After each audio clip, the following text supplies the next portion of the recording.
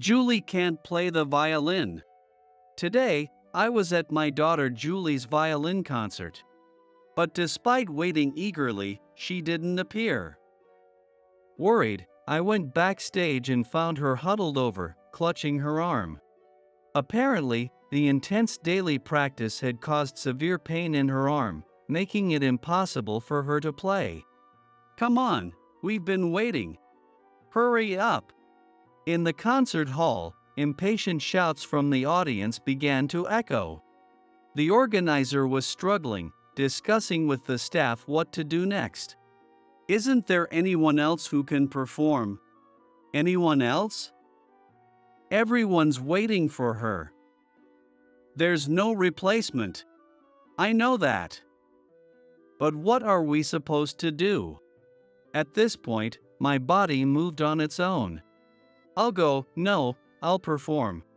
As I played on stage, my life changed 180 degrees. My name is Trent. I'm 42 years old. All right. Lunch is ready. Okay. Coming down the stairs was my wife, Yvonne. Trailing behind her was our daughter, Julie, who was rubbing her eyes and moving slowly. Come on, it's almost time for school, right? Julie nodded and headed straight for the front door. From the entrance, I heard a sleepy "I'm off." The door clicked shut. Julie seemed to have gone off to school just like that. Julie doesn't talk much since she started elementary school. She's starting to grow up, becoming more aware of boys and unsure how to interact with her dad. I've heard it happens. But Julie is a kind and honest girl. She'll be talking again soon, I'm sure. Yeah, you're right. Yvonne comforted me as I felt a pang of loneliness. I nodded at her words and gave her a kiss goodbye. We were just your typical happy family. And I was the one who supported them, but not as a regular office worker. Actually, I'm just a part-time worker. You might think it's pathetic for someone my age to be working part-time. Honestly, I felt ashamed of myself too. I'm sorry. Be careful at work. It's okay. We're a family, so don't worry about it. Besides, if you keep looking so down, you'll make me feel down too. I don't want to go to work with a face like that. Yvonne lightly patted my cheeks. I smiled a little and saw her off. Yvonne is a music teacher. As for me, I'm a stay-at-home dad who works part-time. Every morning, it had become my routine to prepare lunch for my wife and daughter. After watching Yvonne leave for work, I cleaned up the kitchen and headed to the living room. There, I saw the familiar violin on display. Beautifully decorated, with a glossy finish. I picked up the violin and began to play. The melody that was ingrained in my memory flowed through the violin. A clear, resonant note emerged. It was exactly the sound I had imagined. It can be played smoothly. But I stopped my hand. The only time it played smoothly was at the very beginning. When I look at my hand, my fingers are trembling so badly that it feels like I'm about to drop the bow that was creating the sound. Huff, huff. Before I know it, my breathing has become labored. Even though I try to continue playing, it feels as if all the strength in my hand is draining away. My arm begins to feel numb, and the bow almost slips from my grasp, so I hurriedly return the violin to its stand. Crash.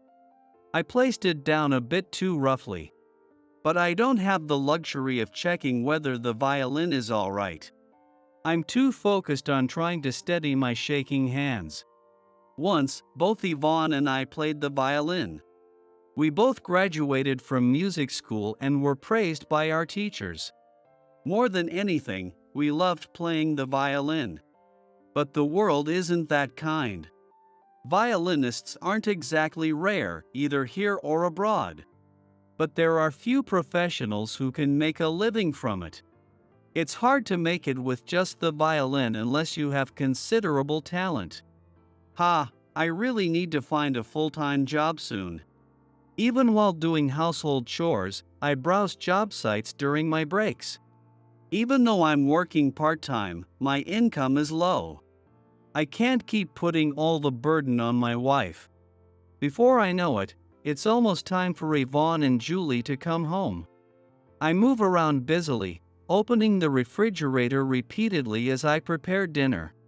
And so, another day ends without me achieving anything. Sunday. The gentle sound of the violin fills the room. A refined, utterly pleasant sound. "Mom, are you playing the violin again?" Julie asks Yvonne. Yvonne is playing a relaxed tune on the violin in the living room. With a dreamy expression, she responds, "Yes, I am."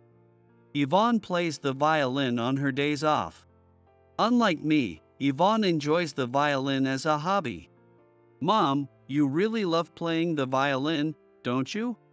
"Yes, there's something so calming about the sound.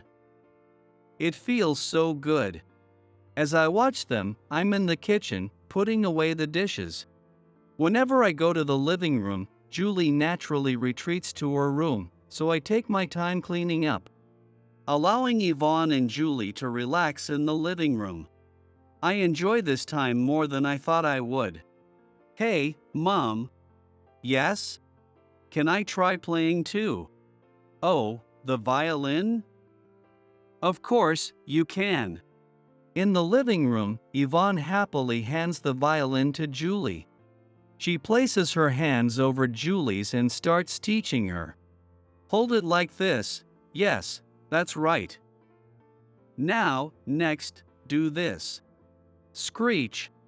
"Mom, did you hear that? I made a sound." "You sure did. That's great. Now, let's try this next. Like this." "Oh. What?" She managed to do that in such a short time. I was surprised too. She actually produced a proper sound. Even though she's a beginner, she managed to create a real violin sound. Yvonne and Julie beamed with bright smiles. From that day on, Julie began to show an interest in the violin. At first, Yvonne taught her at home, but soon Julie started asking Yvonne if she could learn properly. After some deliberation, Yvonne and I decided to have her start formal lessons with the professional violin teacher, Mr. Yates. Julie and Yvonne went to talk to him right away, and she began taking lessons. "Mom!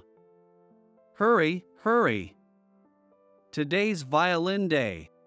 Julie's smiles became more frequent.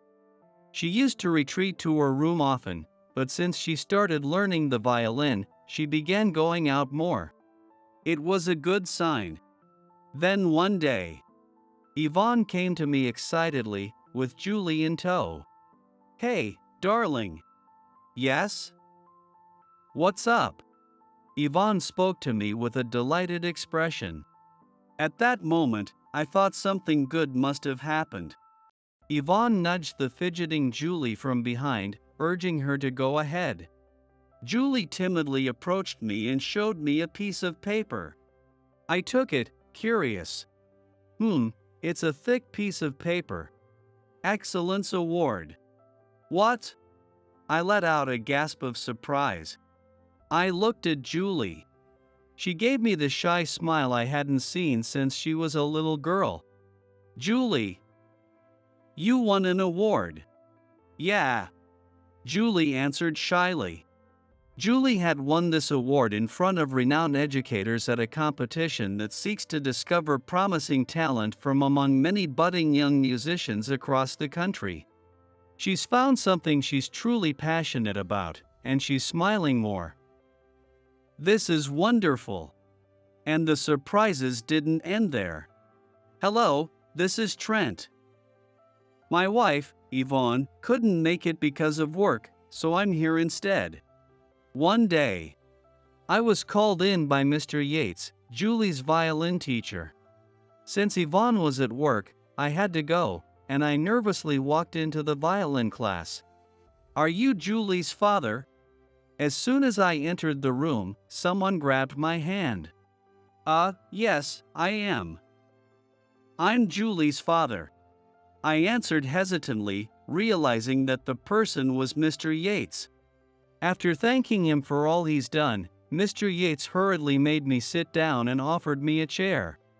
We sat facing each other, and he began talking about my daughter Julie. "Julie is incredible. She's a once-in-a-decade talent." "Violin, you mean?" "Yes, absolutely." Mr. Yates continued, his face filled with genuine joy as he spoke about Julie's progress. "Apparently, she's won numerous awards and can already play difficult pieces. Here are some of the evaluation sheets from the judges when she won those awards.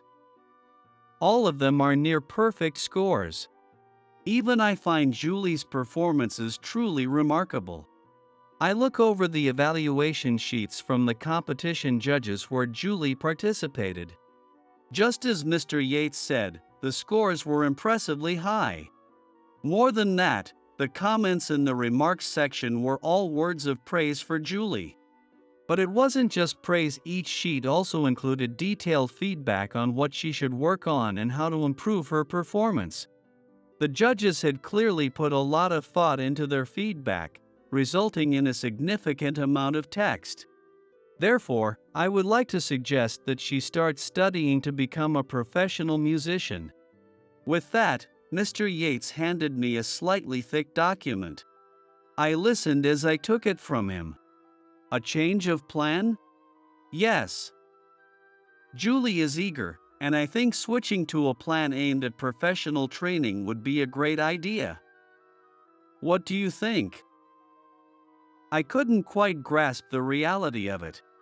"Julie, could my daughter really have such talent?" With mixed feelings, I hesitated. Just then, there was a knock on the door. "Excuse me, it's Julie. May I come in?" I quickly glanced at the clock. It was already time for Julie's lesson to end. "Good job today, Julie." "Thanks, and thank you for coming, Dad." Julie, a little embarrassed, thanked me. Mr. Yates smiled warmly as he watched Julie. "Well then, please give it some thought. Julie, I've already discussed this with your father." "Oh, yes. Thank you, Mr. Yates." It seemed that Julie had already heard about it from Mr. Yates. Seeing Julie in such a good mood made me seriously consider what he had said. After we got home, since Yvonne hadn't returned from work yet, I decided to wait for her. I prepared dinner while waiting for her to come back. As soon as Julie got home, she headed straight to her room. Though I couldn't hear from the kitchen, when I went down the hallway, I could hear Julie humming happily along with the soft sound of her violin. "Julie, it's getting late, so it's time to stop playing the violin." "Okay." I called out to Julie from the hallway, and then headed back to the kitchen, where I heard the sound of the front door opening. "I'm home." "Welcome back, Yvonne." Yvonne had come home. I took off my apron as I went to greet her. "I'm so tired." "Good job today." "Julie's already upstairs." "Oh, Trent, thank you. It really helped that you picked up Julie. By the way, Mr. Yates called you in today, right?" "What was that about?" "Well, actually, Yvonne asked me right away. She must have been curious too." I told Yvonne everything that Mr. Yates had said in the lesson. I couldn't help but frown as I spoke out of concern, but Yvonne's face gradually lit up with each word. "So, that's what it was about." "Oh, that's amazing. Julie really is something." "Yeah, but I know what you're thinking. You're worried it'll be tough, right?" But we have to listen to what Julie wants too. Julie, come here for a minute. Yvonne called for Julie. I heard the sound of her quickly running from her room. It seemed like she came out faster than usual. What is it, Mom? It's about what Mr. Yates mentioned today about the violin. Yvonne started to explain. Before she could finish, Julie, her eyes sparkling, eagerly interrupted. I want to do it. I really want to take on the violin seriously, Julie said, looking back and forth between Yvonne and me with an excited expression. I looked at Julie seriously and shook my head. I'm against it. What?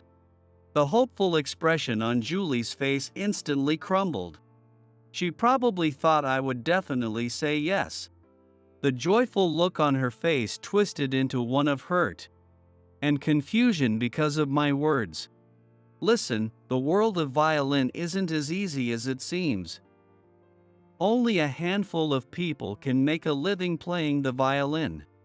And if you decide to aim for a professional career, you won't be able to quit just because it gets tough. Julie is still in elementary school. She's at an age where she should be exploring different paths and seeing what the world has to offer. There's no need for her to decide on the path of the violin just yet. Seeing Julie's dejected look, Yvonne gently stroked her shoulder. Julie grabbed Yvonne's hand and looked up at her. Mom, are you against it too? Well. Yvonne glanced at me briefly before smiling gently. I think you should do what you really want to do, Julie. Wait, Yvonne. Why not? Julie wants to do it. I want to support her. But Yvonne kneeled down to meet Julie at eye level. Listen carefully. Like your dad said, once you start, you can't quit just because it gets hard. Sometimes you'll have to push through, even when it's tough. But don't push yourself too far. If it truly becomes too much, it's okay to stop. If you can learn where that line is, you might become truly accomplished. I let out a big sigh at Yvonne's words. Yvonne, I don't want Julie to go through the same hardships I did. That's why I'm against it. Oh, come on. Even Mr. Yates gave her his stamp of approval. That's not the point. We started to argue a bit. Looking back, it wasn't something we should have done in front of Julie, but I was desperate to convince Yvonne. However, after a while, Julie suddenly raised her voice.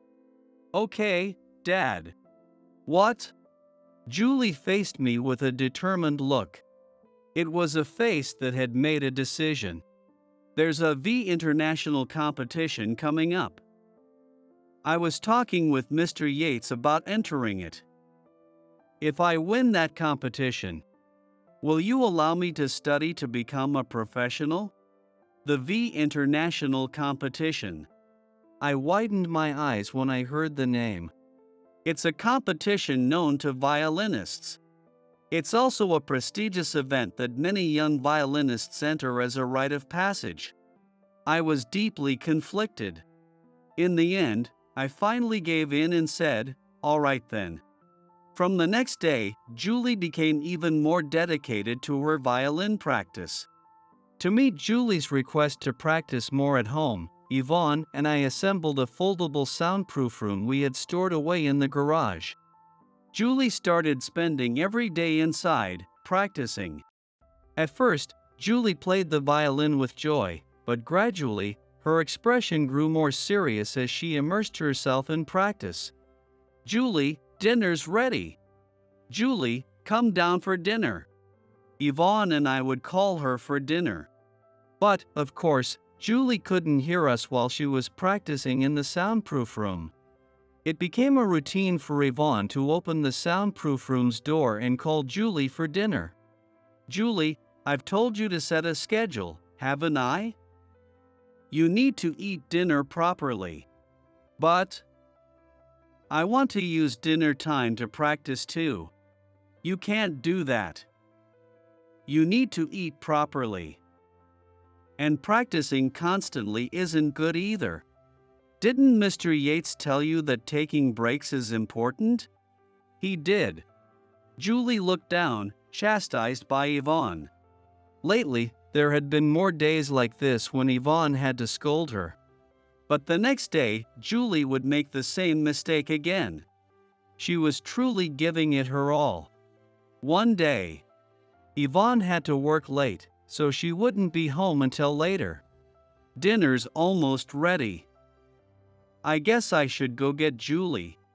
Since Yvonne wasn't home, I went to call Julie myself. As usual, Julie was practicing the violin in the soundproof room. I went to the room and peered through the small window of the soundproof room to watch Julie. I started to open the door but stopped. I decided to observe her practice for a while.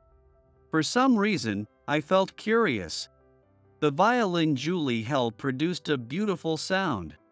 She started playing a piece, but she missed a note and started over from the beginning. She repeated this several times, and when something occurred to her, she quickly jotted it down. To me, it seemed like a rather rough way of practicing. She kept playing the same passage over and over until she could get it right, repeating it countless times.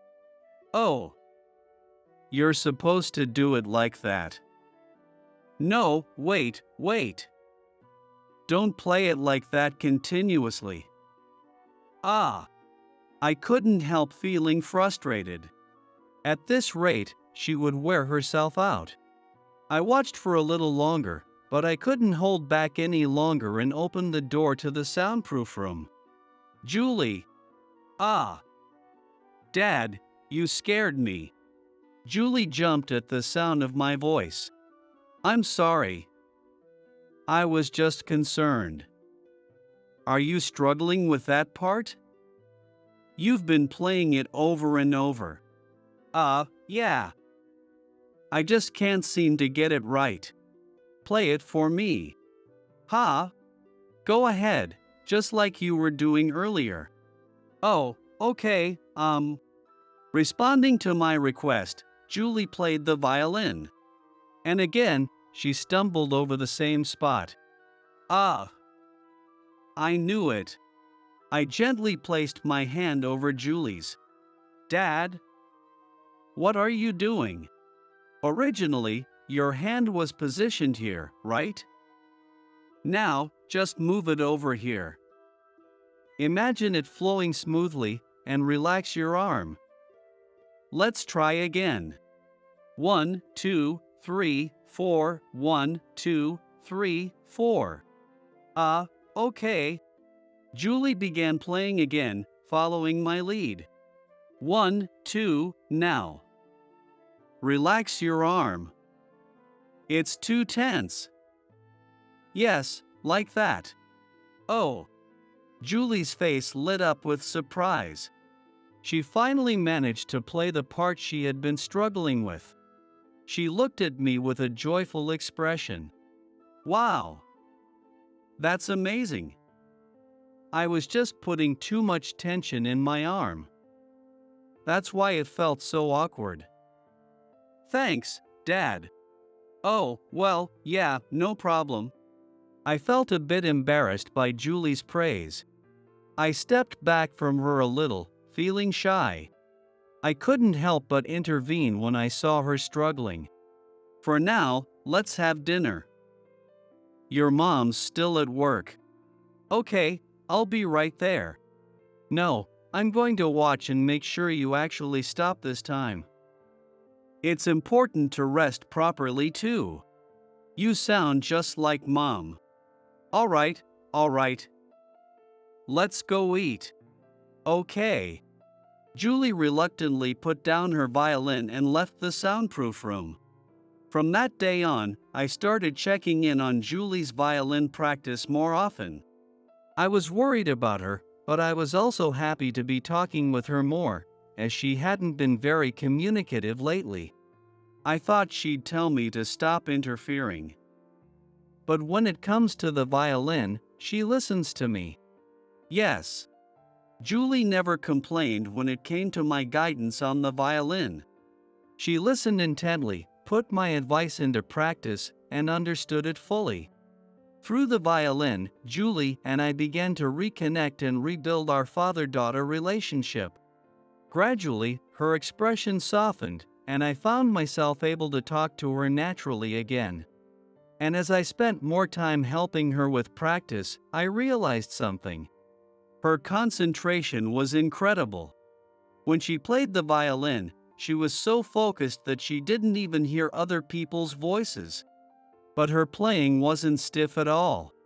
She moved gracefully and played with elegance. Her ability to perform was truly remarkable.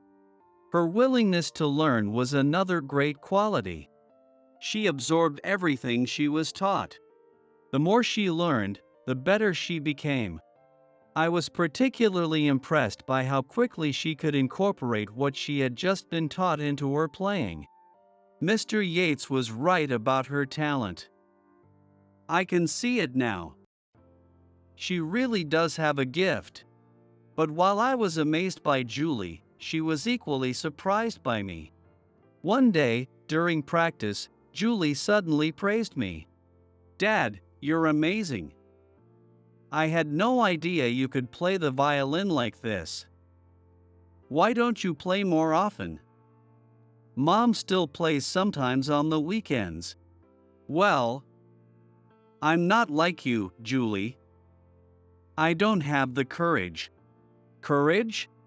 For Julie. I clenched my fists as I thought about it. I used to be called a prodigy when it came to the violin. There was a time when I won nearly every violin competition in the country. There were weeks when I would enter 3 competitions in a row. I loved the violin passionately from a young age, and it brought me so much joy.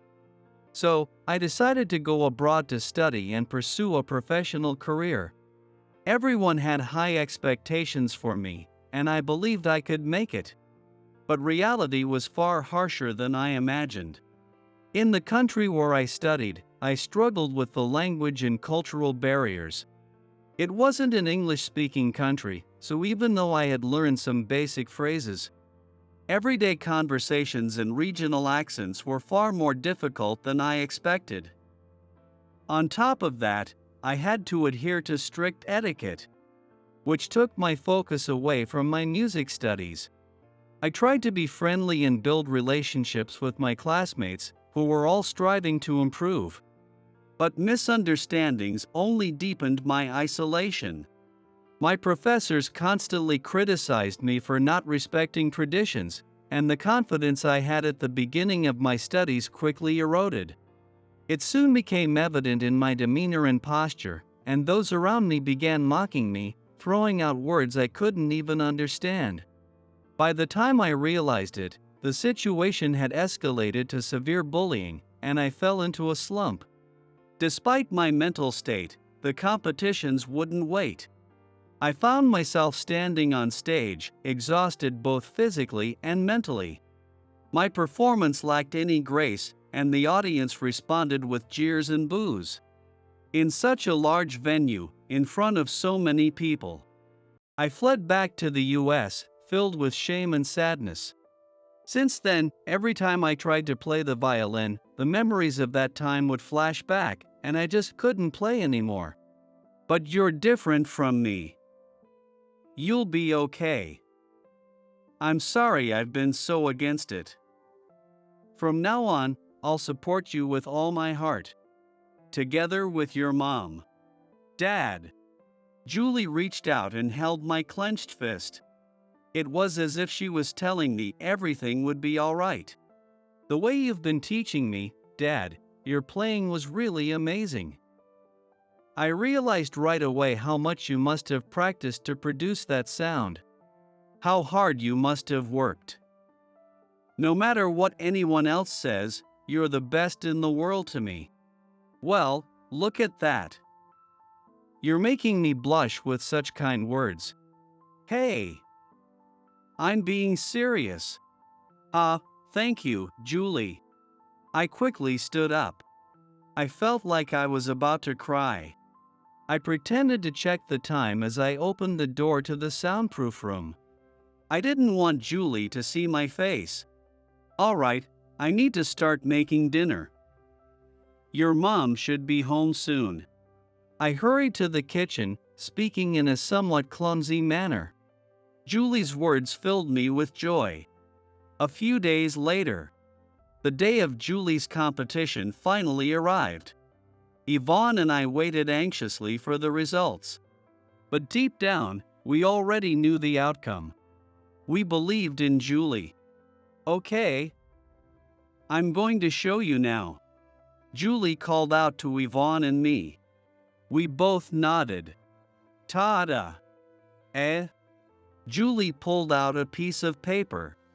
It was a certificate. Of course. I won first place. Yay! It's all thanks to you, Dad and Mom, for cheering me on. Thank you so much. The three of us celebrated together. Julie had won first place in the competition. And what's more, she was the youngest winner ever. Julie had secured her ticket to becoming a professional violinist with her own hands. Julie is different from me. She'll be okay. I vowed from that day on to support her with all my strength. The day after the competition, word of Julie's victory spread, and the media showed up at our house. Julie was soon featured as a prodigy violinist in newspapers and on television. The response was so overwhelming that an impromptu concert was arranged for the winners. Since Julie had won first place, she would be the headliner for the concert. As soon as Julie's name was announced, the concert tickets sold out immediately. It seemed she already had a growing fan base. It's next week. Next week. You guys have to come. Mom, Dad. Julie was overjoyed about the upcoming concert. She reminded Yvonne and me of the date several times, and both of us arranged to take the day off to see her perform. On the day of the concert, Yvonne and I showed our tickets to the staff and entered the venue. We're not the ones performing, but I can't help feeling nervous. Yeah, me too. I chuckled at Yvonne's comment. My hands were sweating profusely. We found our seats, and soon the performances of the other violinists, who had also begun their professional journeys, began. Each performance was met with thunderous applause, fitting for the competition's top finishers. And then, it was finally Julie's turn. My heart was pounding. Wait. A murmur started to spread through the audience. Julie wasn't coming out. And the staff seemed to be moving around frantically. Something was wrong. What's happening? Why is she so late? Yeah. I'll go check. I couldn't stand the worry any longer and quickly got up from my seat. I hurried to the dressing room, where I had heard Julie would be waiting. A staff member stopped me along the way, but when I explained that I was Julie's father, they escorted me to her dressing room. Ouch, ouch. Julie. I could hear Julie's groans even from outside the room. When I rushed inside, I found her curled up, clutching her arm. Her face was twisted in pain and distress. What happened? What's going on? I didn't care about the people around me. I rushed straight to Julie. Seeing me, Julie began to cry, her tears streaming down her face as she spoke. Dad. My arm hurts. I can't play. It seemed the intense pain in her arm was preventing her from playing the violin. She must have overworked her arm while preparing for the competition. This venue is in a remote area, so even if we call an ambulance, it won't arrive until after the concert ends. We're looking for ice and compress. So let's give her some first aid in the meantime. Thank you. The staff pressed a wet towel and a cold water bottle against the affected area. Julie seemed to be enduring the pain as best as she could. I gently stroked her head. It's okay, Julie. Don't worry about anything. Just keep still and rest, I said, trying my best to reassure her. But even through her tears and pain, Julie seemed concerned about what was happening around her. Noticing her anxiety, I glanced around the room. The staff looked flustered. What should we do? Is there no one? But everyone's waiting for her. I could hear their worried voices. The organizers were clearly struggling to figure out what to do. Hey, we're waiting out here. Hurry up! The murmurs from the audience were loud enough to reach the dressing room. This isn't good. The concert can't go on like this, and Julie's reputation could be at stake. I looked over at the violin sitting near Julie. It was the same violin I had used during her practice sessions. Even though it was Julie's violin, I had grown accustomed to it through our practice together. I made a decision. Excuse me. Yes? I got up the courage to talk to someone who seemed to be the organizer. And then, I'll go on stage. What? I'm Julie's father. I'll perform. With that, I picked up Julie's violin. I'll just borrow this for a bit. Dad. Julie looked at me with worry. One of the organizers, who had been standing nearby, tried to stop me. Wait, do you even play the violin? I've won several competitions in the past. I wasn't lying. I had indeed won numerous competitions in my younger days. Whether I still had the skill now was another matter. The organizer hesitated. Understandably so.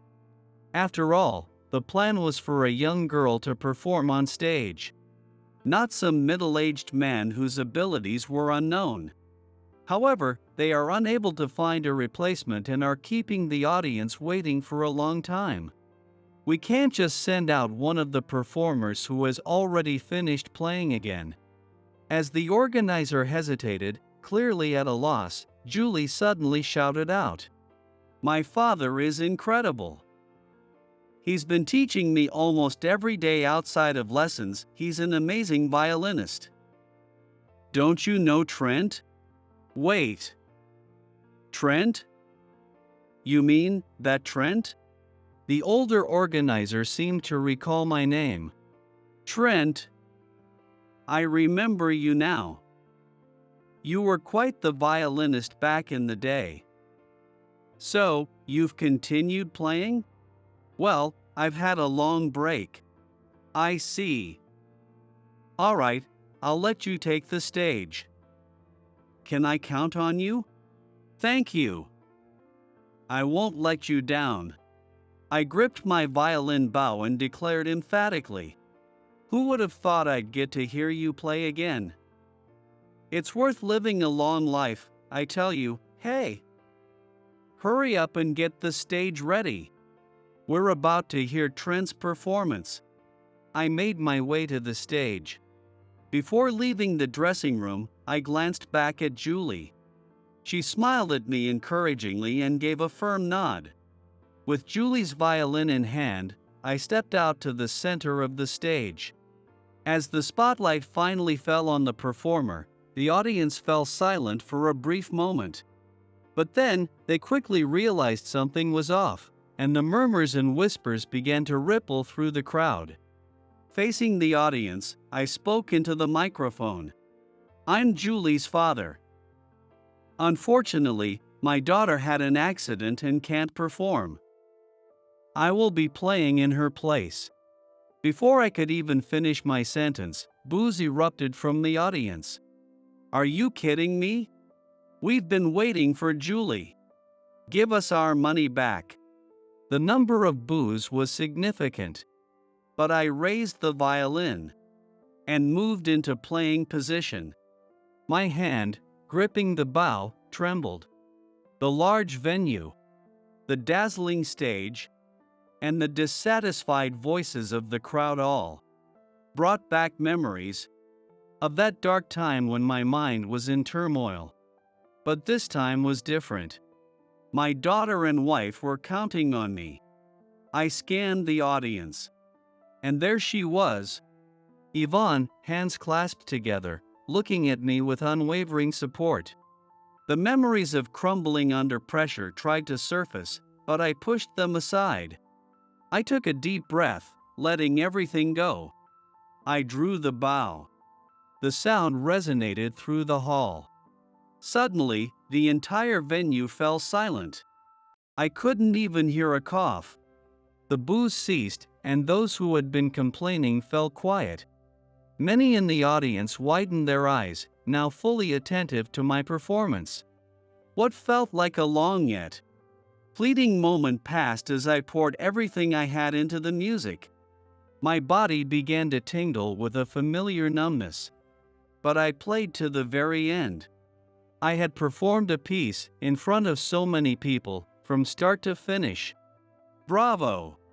As soon as I finished, a thunderous cheer erupted throughout the venue. I immediately looked toward Yvonne. Yvonne was in tears. I can see it from a distance. She was crying, but she smiled at me with pride. In that moment, I felt like I had finally overcome something significant.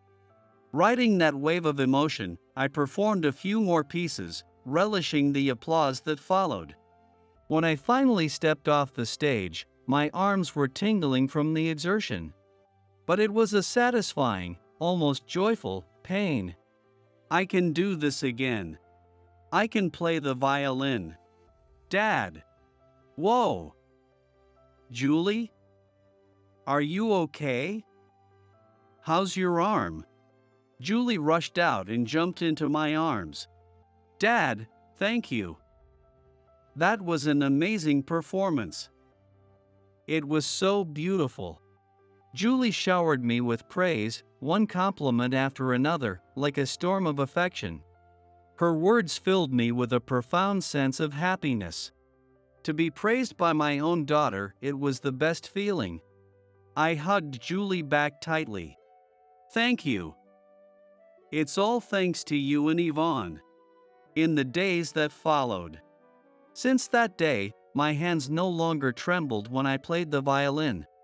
I had overcome the pressure and was able to return to performing as a violinist. And by my side was Julie.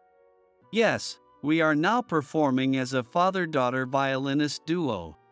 We become so popular that we even receive invitations to appear on television. And of course, Yvonne is always there, supporting us every step of the way.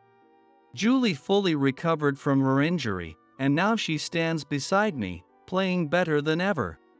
I can't afford to lag behind. As a child, I was celebrated as a prodigy, but I was always alone. I was bullied and isolated, with no one to lean on. But now, I'm not alone. No matter where I am, my family is always with me.